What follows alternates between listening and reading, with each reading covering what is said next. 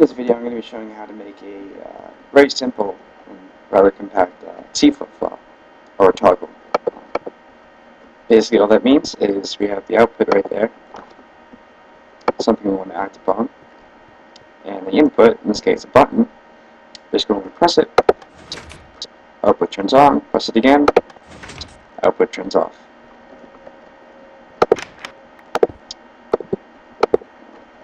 So basically all this does is turns a button into a lever.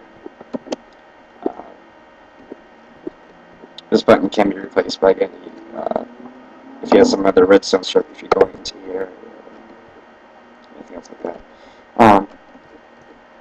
Okay, so next I'm going to show you how to build this and explain why this works. A lot of other videos seem to be lacking. So basically we have a button here, and a torch on top. When this button is fired, torch goes off because there's a signal from the button.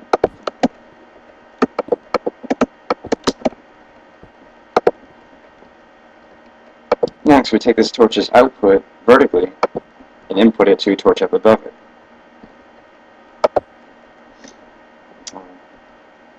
Now, if you notice, when I press this button, what's going to happen? You probably try this on your own computer, you'll be able to see better.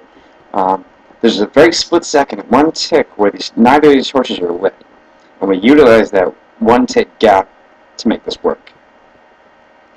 This torch up here is sending output to this block right here, vertically, and this block here is sending output. This torch is sending output horizontally to this block also. So in that one tick gap, where neither of these torches are lit, this piece of redstone won't be lit. See if I can show you. Just look at the redstone dust, and you should see it flicker.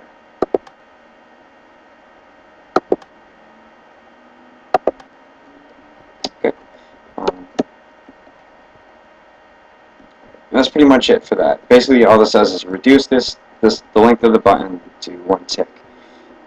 Very useful, at least in this case.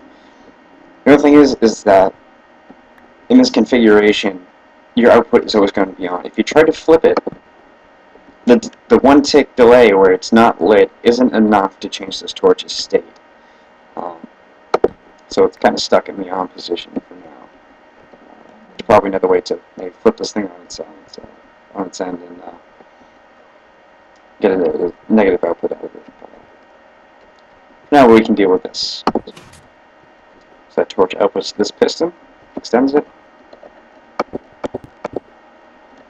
And we want to put down a block of stone, a block of glass, and another piston right there. So when this piston is contract, we have that one block of air right there.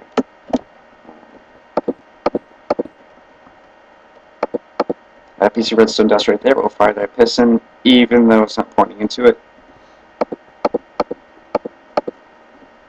And there we have it.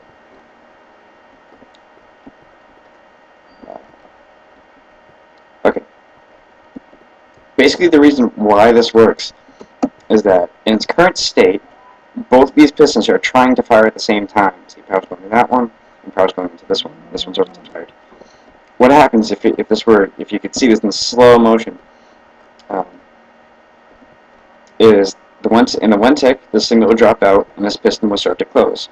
Once it starts moving, it can't turn around. Once it does move back, about halfway through this moving back, the signal gets powered back on, and this piston, since this one's moved back, can now move these blocks forward. And then it just happens vice versa when you hit the button a second time. So we'll see that little trade-off in action now. If you listen very closely, you'll be able to hear that little gallop where one piston fires after the other one.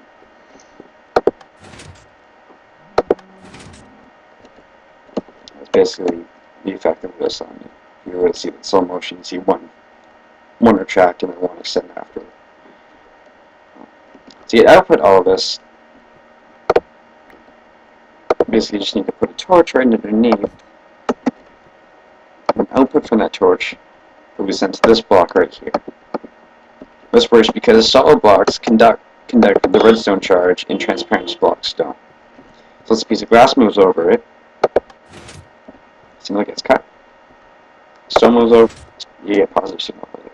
Now we can use that signal to do whatever, flip a door, fire trap, or TNT, something like that, whatever. So that's it. I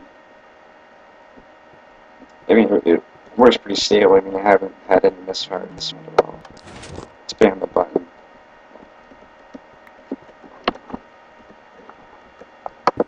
Spam. That's it, anyway. This is on a server now, so I mean, it's still stable, so. Yep, that's all. Thanks for watching.